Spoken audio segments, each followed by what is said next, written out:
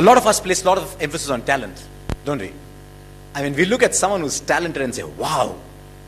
Right? Talent does that to people. It dazzles, you know. Talent dazzles. And you look at talent and say, wow, I wish I could be like that. And yet you find that excellence is not about talent alone. In fact, a major part of excellence has nothing to do with talent.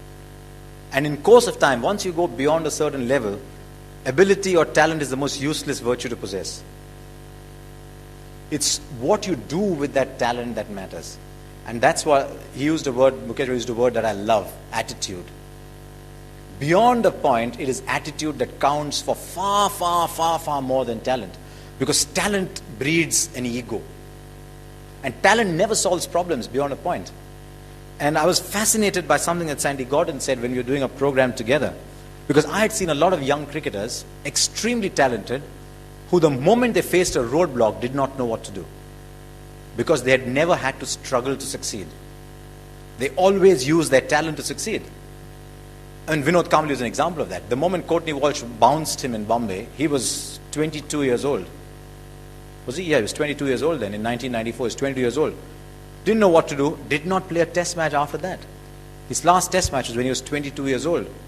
Just did not know how to play the bouncing ball because talent had solved everything for him before.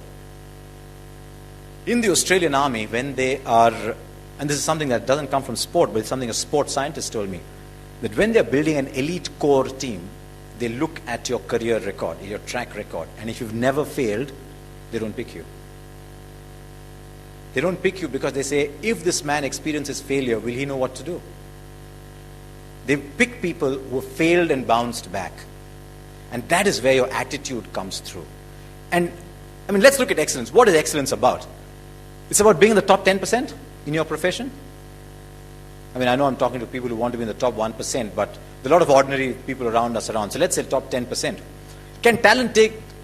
Is talent important when you get to be in the top 10%? I mean, everybody in the top 10% will have the same talent, right? So what's your USP? It's what you do with the talent that counts. And unfortunately in our sport, and I think in India as a nation, we're dazzled by talent a great deal. I found that beyond a certain time in sport, as indeed in broadcasting, that your work ethic and your attitude counts from far more than talent.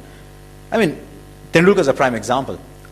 The moment you say Tendulkar, if I asked you if you had one of those things that talk show hosts do, I'll give you a word and you give me a connecting word in one word. You say Tendulkar, people say talent, right? He played 55 games as a 14-year-old without a break. 55 days. He'd practice for 2 hours, play a game, practice 2 hours, fall asleep on the dining table. And do that 55 days in a row. That's attitude. You know, we think, and this is something we talk about in our corporate lectures as well, where we advise against talent. When Tendulkar was born, it wasn't that this nurse picked him up and said, here, Mrs. Tendulkar, here's 70 hundreds for you. Yeah? It isn't Tendulkar's talent that's produced 70 hundreds. It's his work ethic, it's his attitude, and more than anything else, when you reach the top, it's his passion to perform. And that counts for far more. The attitude and the passion counts for far more than ability. Ability opens the first door. It might open the second door. It's not going to open the last door for you. Because the guy who's bowling the ball at you has got equal ability as you. He's not going to run up to bowl and say, oh, sorry, you're a genius. Sorry, I'll give you a simple ball. Which is what India's bowlers did in 1948 when they went to Australia. They were so much in awe that they said, we are going to bowl to Bradman. It was understandable in those days. India was a different country. But they were in awe of bowling to Bradman. How were they ever going to get him out? And they didn't. And Bradman enjoyed himself. If you look at Bradman's record, actually, Bradman only ever played in 2 countries. And when Bradman playing at home in home conditions against a half-strength Indian team, see, he must have had a party for them every evening. It's also excellence, I think, is also about learning from mistakes. You know, there'll be a lot of people in this room, and I'm sure there'll be a lot of people in your learning academy as well, who are so driven that they think a mistake is a crime and that a mistake is a matter of shame. Let's be honest to ourselves, guys and girls, sorry. You know, we guys are very limited in our view of the world. We're a bit like George Bush, but I can't say that openly. we keep saying guys all the time. And if you worked in sport all your life, then you sort of tend to go into the guy thing a little too much, which is sad for everybody. Deep down inside, you ask yourself, when you make a mistake, what's your first reaction? I hope nobody ever looks at me again. Right?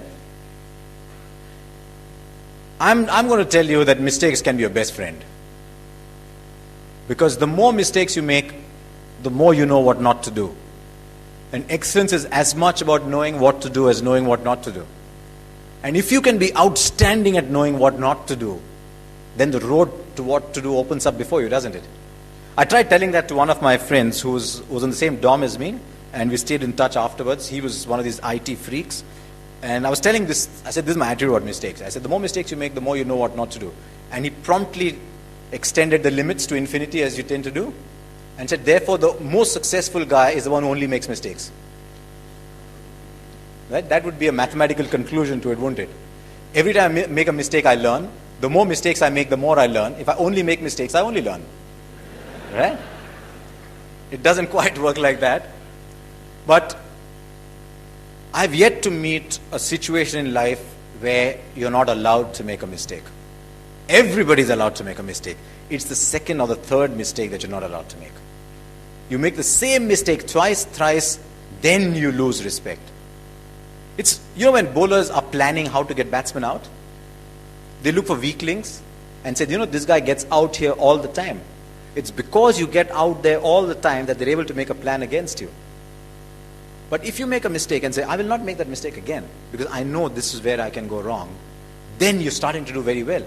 And I found it helped me enormously. I made a million mistakes. Honestly, I've made the most embarrassing mistakes on television.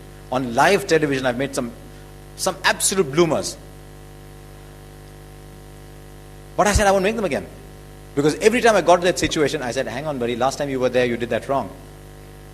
So it's almost as if little alarm bells go off in your mind. Every time you sit in front of a live camera and you're heading down a path, very often that path is with 40 seconds to go before ending a program, asking Sidhu a question. You know you've made a mistake straight away. Because it won't end in 40 seconds. But I can say that because he's my dearest friend of the current ESPN Star team. So when you've got a very dear friend, you can get away with murder.